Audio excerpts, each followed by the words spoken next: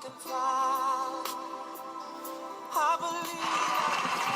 Hi everyone, welcome to the Jimmy Jones Show. I'm your host, Jimmy Jones. Today we have a very special guest who is a symbol of the power and perseverance of American women. She's about to take her journey around the world by plane. Ladies and gentlemen, I give you the amazing Amelia Earhart. Thank you for being here today, Amelia. It's my pleasure, Jimmy. Thank you for having me. So, Amelia, what made you decide you wanted to learn how to fly? Well, during Christmas break in 1917, I went to visit my sister in Toronto. One day while I was there at the Aviation Expo, a pilot flew his plane near me. I swear I heard it say something to me as it swished by. I took my first plane ride in 1920, and although it only lasted 10 minutes, once I got about 200 feet off the ground, I knew I had to learn to fly. That you did. What was your first plane you purchased? Oh, it was absolutely beautiful. It was a second-hand Kinner Airster biplane painted a bright yellow. I like to call it the Canary. Unfortunately, after my parents' divorce, I lost most of my money and had to sell my plane. I quit flying for a while and moved back east and became a social worker. I see. I'm glad you were able to get back on your feet. It's unbelievable that you have set 7 women's speed and distance aviation records. How do you feel about that? If you told me 20 years ago that I was going to set those records, I would have said that you hit your head too hard falling down the stairs.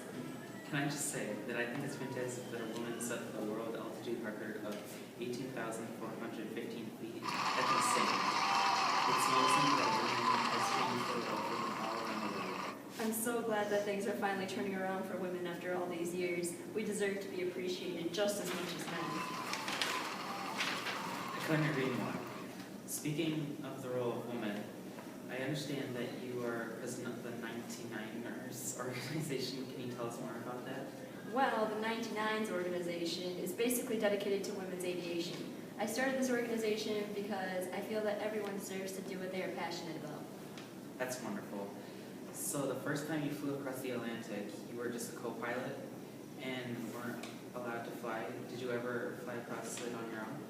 Well, I attempted to. I really wanted to fly to Paris, so my husband and I set it up, and on May 20th, 1932, I took off from Harbor Grace heading to Paris. Unfortunately, it was almost immediately plagued by the weather, including ice on the wings. I knew I wouldn't make it to Paris, so I decided to land in Londonderry, Ireland. After scaring all the cows in the neighborhood, I pulled up in a farmer's yard. That's impressive that you were able to make Paris. But at least you get to fly across the Pacific. Are you excited for your trip around the world? I'm very excited. I can't wait to see what happens on my journey. Neither can the rest of us. Well, Amelia, thank you for your time and fly safely. Thanks, Jimmy. Bye.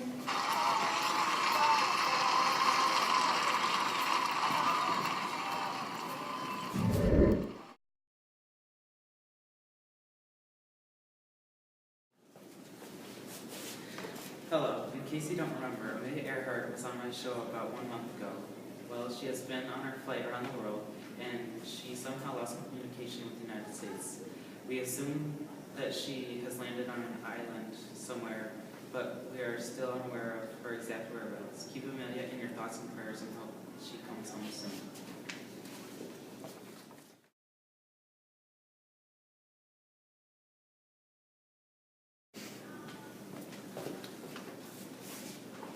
On this day of January 5th, 1939, it has been legally determined that Amelia Earhart is dead. It has been said that she landed on the island of Ley and was there until she died. In honor of Amelia, here is the video of her taking off on her final flight. May she rest in peace. I believe I can fly. I believe I can touch the sky. I think about it every night and day. Spread my wings and fly away. I believe I can soar. I see me running through that open door. I believe I can fly. I believe I can fly. I believe I can fly.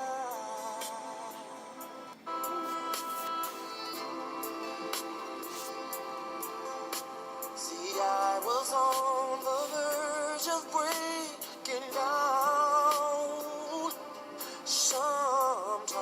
silence can seem so loud.